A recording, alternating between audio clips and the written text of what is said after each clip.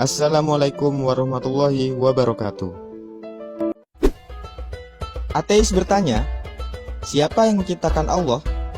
Pemuda ini menjawab hingga ateis tak berkutik. Dikisahkan, ada seorang ateis yang memasuki sebuah masjid. Dia mengajukan 3 pertanyaan yang hanya boleh dijawab dengan akal. Artinya, tidak boleh dijawab dengan dalil. Karena dalil itu hanya dipercaya oleh pengikutnya. Jika menggunakan dalil, maka justru diskusi ini tidak akan menghasilkan apa-apa.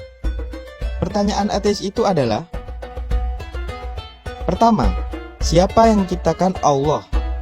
Bukankah semua yang ada di dunia ada karena ada penciptanya? Bagaimana mungkin Allah ada jika tidak ada penciptanya? Kedua, bagaimana caranya manusia bisa makan dan minum tanpa buang air? Bukankah itu janji Allah di surga? Jangan pakai dalil, tapi pakai akal. Ketiga, kalau iblis itu terbuat dari api, lalu bagaimana bisa Allah menyiksanya di dalam neraka? Bukankah neraka juga dari api? Dikisahkan tidak ada satupun jamaah yang bisa menjawab, kecuali seorang pemuda ini. Pemuda itu menjawab satu persatu pertanyaan sang ateis. Jawaban dari pertanyaan pertama: apakah engkau tahu dari angka berapakah angka 1 itu berasal? Sebagaimana angka 2 adalah 1 ditambah 1, atau 4 adalah 2 ditambah 2. Ateis itu diam membisu. Jika kamu tahu bahwa 1 itu adalah bilangan tunggal, dia bisa mencipta angka lain. Tapi dia tidak tercipta dari angka apapun.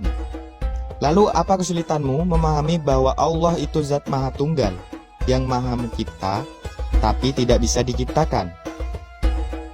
Jawaban dari pertanyaan kedua: saya ingin bertanya kepadamu, apakah kita ketika dalam perut ibu kita semua makan? Apakah kita juga minum? Kalau memang kita makan dan minum, lalu, bagaimana kita buang air ketika di dalam perut ibu kita dulu? Jika Anda dulu percaya bahwa kita dulu makan dan minum di perut ibu kita, dan kita tidak buang air di dalamnya, lalu apa kesulitanmu mempercayai bahwa di surga kita akan makan dan minum juga tanpa buang air? Kemudian, sebelum menjawab pertanyaan ketiga, pemuda itu menampar sang ateis dengan keras, sampai-sampai sang ateis marah dan kesakitan. Sambil memegang pipinya, sang ateis pun marah-marah kepada pemuda itu.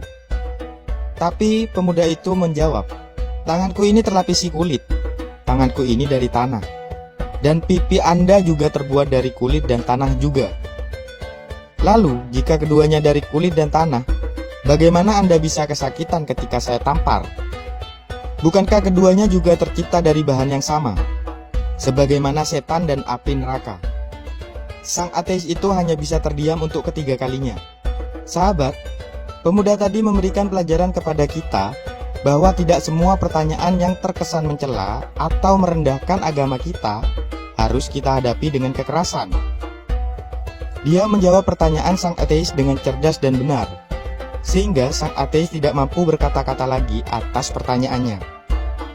Itulah pemuda yang islami, pemuda yang berbudi tinggi, berpengetahuan luas, berpikiran bebas tapi tidak liberal, tetap terbingkai manis dalam indahnya akidah. Semoga info ini bermanfaat bagi Anda. Assalamualaikum warahmatullahi wabarakatuh.